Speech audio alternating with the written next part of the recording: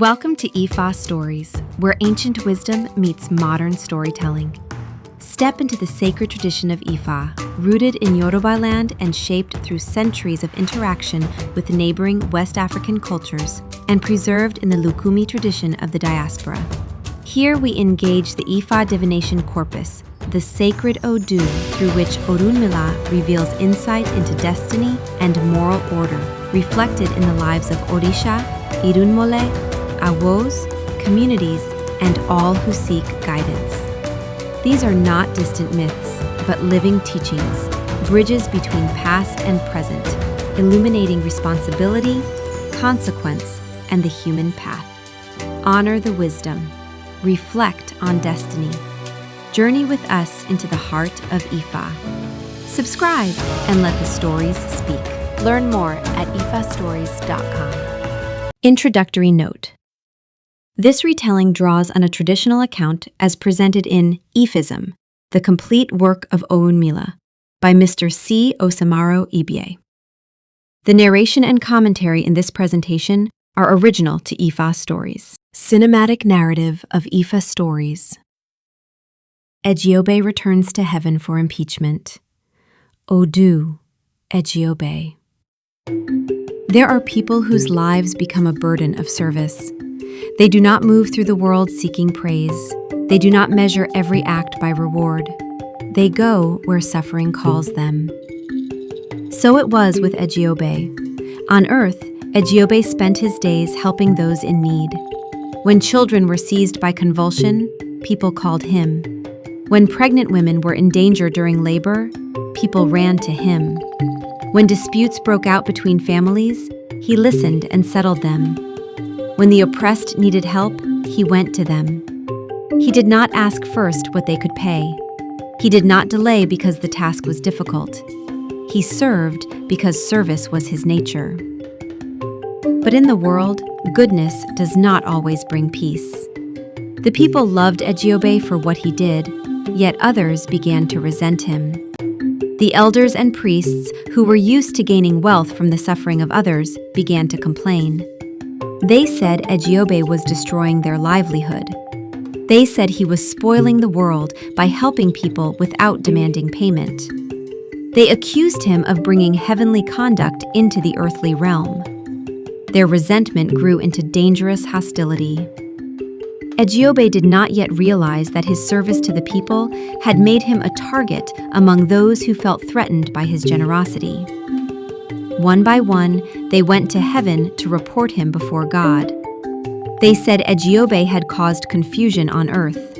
They said he had offended the other divinities.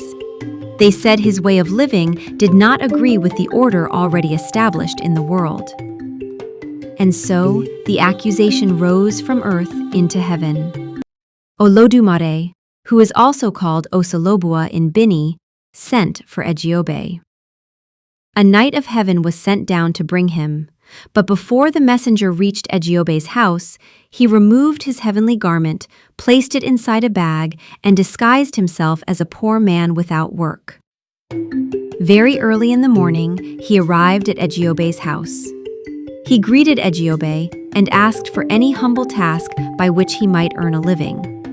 But Èjìogbè answered him plainly. He said he had no work to assign, because his own occupation was to render free service to the people. Food had already been prepared for Èjìogbè, and he invited the visitor to eat with him. But the man refused with humility. He said he was not qualified to eat from the same plate as Èjìogbè. He insisted that he would eat only whatever remained after Èjìogbè had eaten. Before Èjìogbè could begin his meal, people arrived in distress. Their only child had been seized by convulsion. They begged Èjìogbè to come at once. Èjìogbè left the food untouched and went with them. The disguised knight followed him. When Èjìogbè arrived at the house, he saw the child lying in danger. He placed his left knee on the ground. He uttered an incantation. Then he called the child's name 3 times. The child answered. Then the child sneezed, opened the eyes, and asked for food. The house was filled with relief. But before Ejiogbe could return to his own meal, another group arrived. They told him that a pregnant woman had been in severe labor throughout the night. Her condition was dangerous, and they begged him to come quickly. Again, Ejiogbe did not delay. He went to the woman. When he arrived, he made quick divination and declared that she would deliver safely. He gave her yero soon and water to swallow. As she swallowed it, he pronounced an incantation. Then the child and the placenta came out together. The house rejoiced. Once again, Ejiogbe left without asking for payment. By the time he returned home with the visitor, it was already well past midday. Yet Ejiogbe had still not eaten his morning meal. But even then, rest did not come. Another crowd was waiting for him. They had disputes and wanted him to settle them. Ejiogbe listened to them one by one. He judged their complaints. He reconciled them. And they returned to their houses in peace. Only when the sun was close to setting did Ejiogbe finally sit down to eat. Again, he invited the visitor to join him. And again, the visitor said he would eat only after Ejiogbe had eaten. But as Ejiogbe began his meal, the visitor went inside. He opened the bag. He put on his heavenly garment. When Ejiogbe saw the dress of the Knight of Heaven, he knew at once that this was no ordinary man. He stopped eating. Then he asked the visitor what message had been brought to him. The knight answered, "God requires you in heaven without delay." At that moment, everything changed. The stranger was revealed. The summons had come. And Ejiogbe could no longer remain where he was. Ejiogbe dressed himself and departed with the knight. Once they passed beyond the town, the messenger embraced him. Almost at once, they arrived in the palace of God. There, the voice of God called him by his heavenly name, Omoni-gorogbo. That was the name Ejiogbe bore in heaven before he came into the world. God demanded an explanation. Why had he caused such confusion on earth? Why had he offended the other divinities? Why had so many reports been brought against him? Ejiogbe went down on his knees. The accusation had reached heaven. What began on earth as resentment had now become a matter of divine judgment. But before Ejiogbe could speak, the knight who had brought him asked permission to explain what he had seen. The knight testified that the service Omoni-gorogbo was giving on earth was so tireless, so constant, and so selfless that even heaven could see the burden he carried for mankind. He had followed Ejiogbe from morning until evening. He had seen that Ejiogbe spent the whole day in service to mankind. He had seen that Ejiogbe did not even have time to eat a proper meal. He told how Ejiogbe revived the child. He told how Ejiogbe helped the pregnant woman deliver safely. He told how Ejiogbe settled disputes and restored peace. And he testified that Ejiogbe did all these things without demanding payment. Then the truth became clear. The offense was not that Ejiogbe had done evil. The offense was that Ejiogbe had tried to live on earth according to the conduct of heaven. He had brought compassion into a place ruled by profit. He had brought service into a place ruled by control. He had brought help into a world where some gained from suffering. And for that reason, the money-loving divinities and priests on earth had become angry.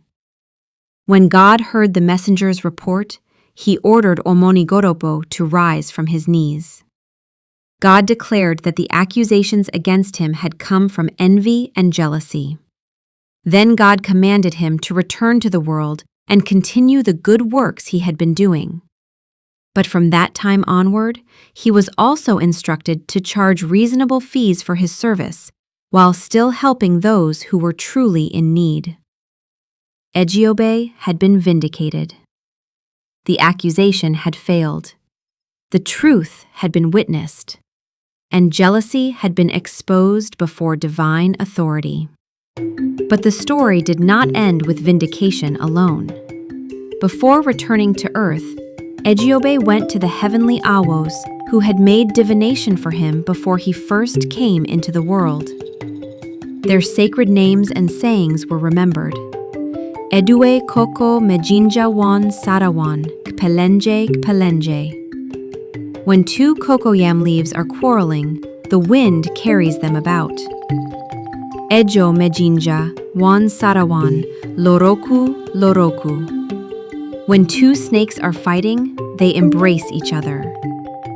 They advised him to offer another he-goat to Eshu. They also told him that when he returned to Earth, he would meet a fair-complexioned woman and that he should marry her.